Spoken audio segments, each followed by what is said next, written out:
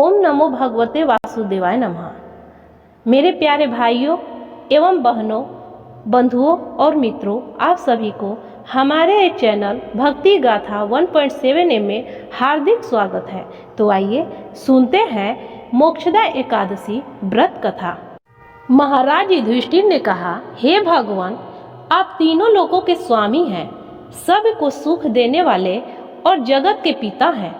मैं आपको नमस्कार करता हूँ। हे देव, आप सबके हितैषी हैं, अतः मेरे संशय को दूर करें।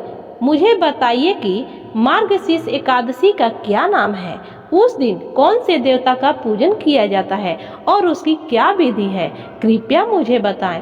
भक्त वत्सल भगवान श्री कृष्ण कहने लगे कि धर्मराज, तुमने बड़ा ही उत्तम प्रश्न किया है। इसके सुनने से तुम्हारा यश संसार में फैलेगा।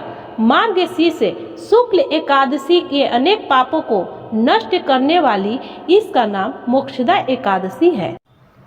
इस दिन दामोदर भगवान की धूप दीप नैवेद्य आदि से भक्ति पूर्वक पूजा करनी चाहिए।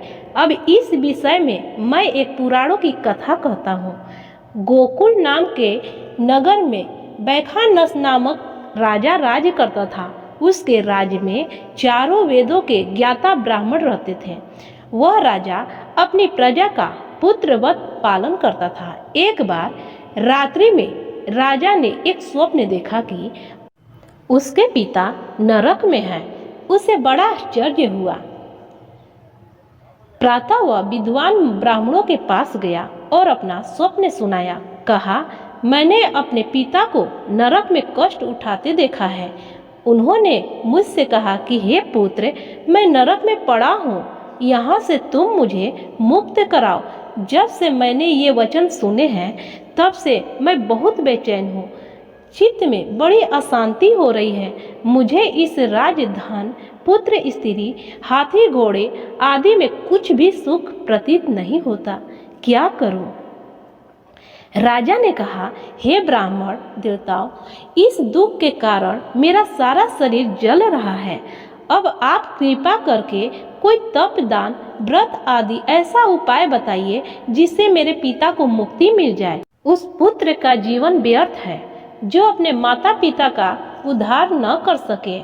एक उत्तम पुत्र वो होता है जो अपने माता पिता तथा पूर्वजों का उद्धार करता है।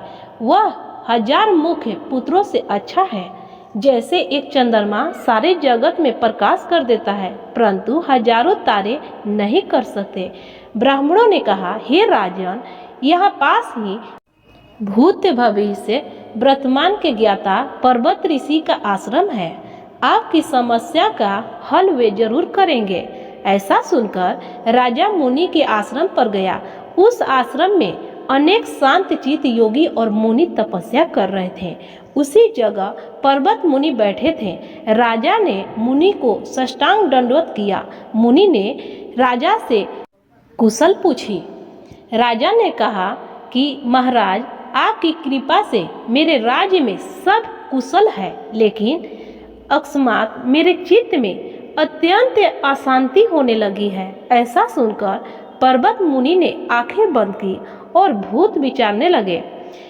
फिर बोले, हे राजन, मैंने योग के बल से तुम्हारे पिता के कुकर्मों को जान लिया है। उन्होंने पूर्व जन्म में कामातुर होकर एक पत्नी को रति दी, किंतु सौत के कहने पर एक दूसरे पत्नी को ऋतुदान मांगने पर भी नहीं दिया। उसी पाप कर्म के कारण तुम्हारे पिता को नरक में जाना पड़ा। तब राजा ने कहा कि इसका कोई उपाय बताइए। मुनि बोले, हे राजन, आप मार्गशीर्ष एकादशी का उपवास करें और उस उपवास के पुण्य को अपने पिता को संकल्प कर दें। इसके प्रभाव से आपके पिता का अवश्य ही नरक से मुक्ति होगी। मुनि के ये वचन सुनकर राजा महल में आया और मुनि के कहने के अनुसार कुटुंब सहित मोक्षदा एकादशी का व्रत किया।